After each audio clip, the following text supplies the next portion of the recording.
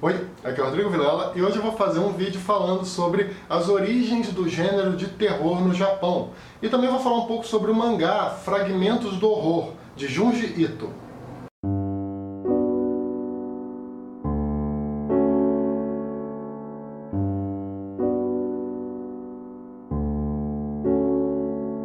Hoje em dia, o terror japonês é extremamente conhecido pelo mundo por causa do cinema, principalmente por conta do lançamento de alguns filmes, como Ringo, que teve uma refilmagem nos Estados Unidos, e no Brasil essa refilmagem ficou conhecida como O Chamado, e também por conta de outro filme, o Ju-On, que no Brasil nós conhecemos como O Grito. Acontece que isso pode criar a ilusão de que a indústria cinematográfica foi a responsável por fundar, digamos assim, aquilo que nós entendemos como terror japonês. Só que não, as origens do terror japonês são muito anteriores ao cinema. Mas antes de aprofundar um pouco o assunto, é importante entender, de uma maneira geral, o que compõe, afinal de contas, esse gênero por lá.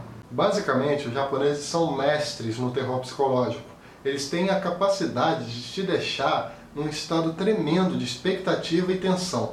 Eles vão cultivando todo um ambiente que mostra como nós somos vulneráveis e como existe uma linha muito fina e frágil entre o estar vivo e o estar morto. Aliado a isso, existe uma parte estética muito específica do horror japonês, que normalmente é composta por duas coisas. A primeira são elementos da cultura popular, do folclore japonês. A segunda são as bizarrices, as famosas coisas bizarras do Japão, que nada mais são do que instrumentos para criar desconforto.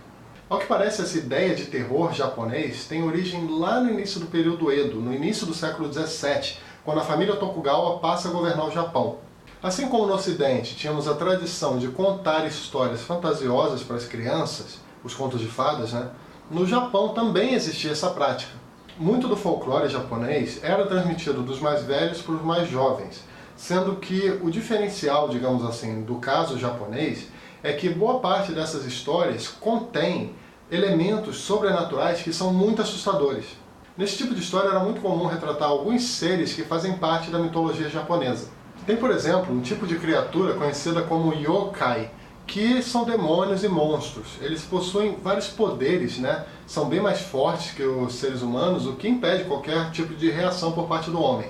Esses monstros também têm características que são uma mistura entre homens e animais. Vários animais eles também conseguem mudar de forma e, inclusive, são bastante simbólicos para o folclore japonês, como é o caso, por exemplo, dos pássaros, da raposa, da serpente, do lobo, do cachorro ou do gato. Outro elemento comum nessas histórias são os fantasmas japoneses, que são conhecidos como yurei. Eles são bastante adotados, inclusive, pelo próprio cinema do Japão. Essas figuras são bem parecidas até com a nossa ideia de fantasma no Ocidente. Eles costumam dar muito susto, costumam perseguir as pessoas e também aparecer de noite ou de madrugada. Muitos desses fantasmas, inclusive, são de mulheres, todas com cabelo comprido, quase sempre estão vestidas com um kimono funerário de cor branca.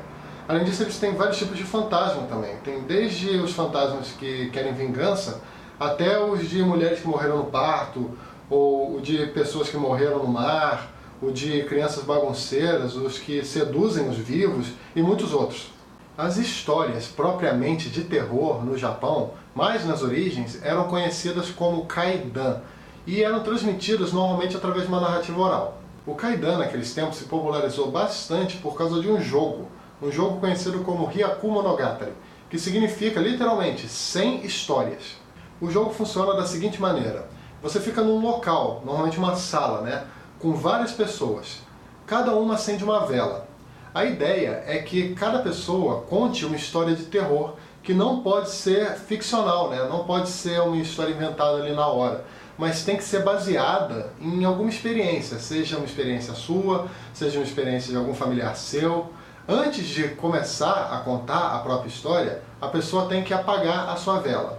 Enquanto cada um vai falando e apagando a própria vela, os fantasmas dessas histórias ficam em teoria escondidos na mesma sala, sendo que se alguém sair do local antes do jogo acabar, esse alguém vai ser perseguido por fantasmas até o fim dos seus dias. Já no início do século XX, um certo livro foi publicado e ele ajudou muito a fazer com que essas histórias se tornassem mais conhecidas ao redor do mundo.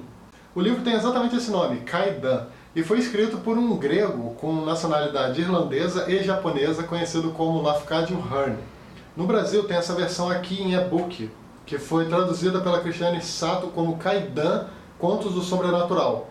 O Kaidan foi um dos últimos trabalhos do Lafcadio Hearn. Ele foi lançado em 1903 e é um livro que reúne várias histórias de terror. Algumas foram traduzidas pelo próprio autor através de livros japoneses antigos e outras vieram de relatos. A introdução desse livro aqui, pela Christiane Sato, fala uma coisa muito interessante. Diz que o Lafcadio Hearn foi a inspiração para compor o personagem do Tom Cruise no filme O Último Samurai. Nesse filme, o Tom Cruise, que era um americano, acaba sendo reconhecido como samurai pelos próprios japoneses, o que não é pouca coisa. O Lafcadio ele era completamente apaixonado pela cultura japonesa e ele escreveu vários livros, além do Kaidan, todos uma verdadeira porta de entrada para que o Ocidente pudesse conhecer um pouquinho mais da cultura e mitologia japonesa. Bom, dá pra ver que a riqueza cultural do folclore, aliada à tradição de contar histórias, foram dois pontos fundamentais para compor o gênero de horror no Japão. Tanto o Kaidan quanto figuras como yokai ou yurei foram e continuam sendo uma importante fonte de inspiração para coisas como pinturas, livros, teatro, jogos de videogame, mangás e por aí vai. No caso específico dos mangás, existem várias histórias que se baseiam muito no terror psicológico e que utilizam elementos do folclore para incrementar, para aprimorar a própria história. Um dos principais mangakas japoneses, mangaka para quem não sabe é o nome que se dá para um artista de mangá, um dos principais se chama Junji Ito, que é um especialista em mangás de terror. No Brasil teve uma editora que, se eu não me engano, foi a editora Conrad, se eu estiver errado eu coloco aqui na descrição a correção, mas se não me engano foi a Conrad, que lançou em 3 volumes um dos principais trabalhos do Junji Ito, que se chama Uzumaki. E muito provavelmente se você achar essa coleção, né, vai estar bastante caro, porque já é um livro raro praticamente, você não consegue encontrar esse mangá com facilidade. A editora Darkside trouxe um novo mangá desse autor para o Brasil, que no caso é esse aqui, o Fragmentos do Horror, que está numa edição simplesmente impecável, sabe? Essa capa tá simplesmente fantástica. Eu nunca vi, para começar, um mangá no Brasil sendo publicado com capa dura, né? E esse aqui é capa dura, é muito interessante. Ele também tem, por exemplo, um invernizado nessa capa, que é muito legal mesmo. O invernizado ele não está como normalmente fica, em pontos específicos da imagem, né? Mas é sim uma ilustração inteira que foi inserida aqui invernizada. Então você só consegue ver de acordo com o reflexo, sabe? Eu não sei se eu consigo mostrar aqui, não sei nem se vai aparecer, mas você vê que ela é uma ilustração, né? É uma ilustração que tá na capa. É sensacional, é uma edição muito bonita.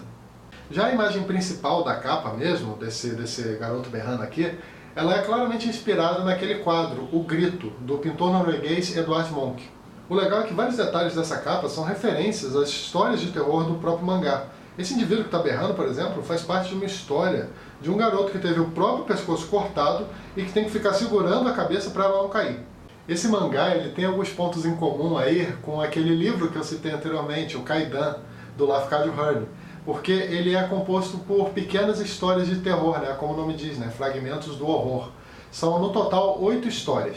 Dá para identificar vários elementos do típico terror asiático nesse mangá, como por exemplo a preocupação, né, com a parte psicológica e também essa coisa de você mostrar vários elementos do bizarro, do grotesco, sabe, que causam nojo ou uma repulsa quase que imediata. As figuras sobrenaturais e mitológicas que eu citei anteriormente também surgem por aqui de certo modo, sabe, o que torna a história bem característica para a perspectiva japonesa.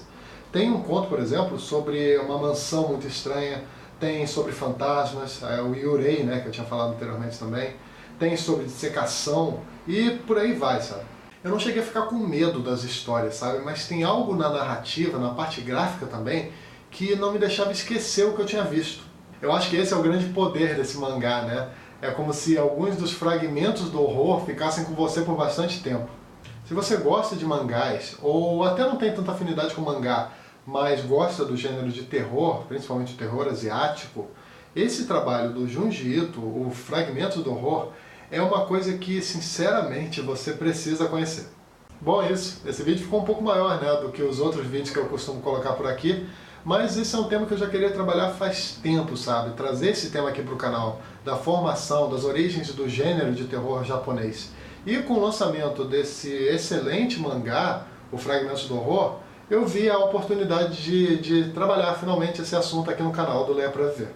Se você gosta do conteúdo que eu publico aqui no canal e tem interesse em ajudar na manutenção dele, eu vou deixar aqui na descrição alguns links da Amazon, inclusive o link desse mangá aqui, o Fragmentos do Horror, eu vou deixar aqui na descrição, e se você clicar nesses links e efetuar qualquer pedido através dele, seja o mangá ou qualquer outra coisa no site, o canal recebe uma pequena comissão.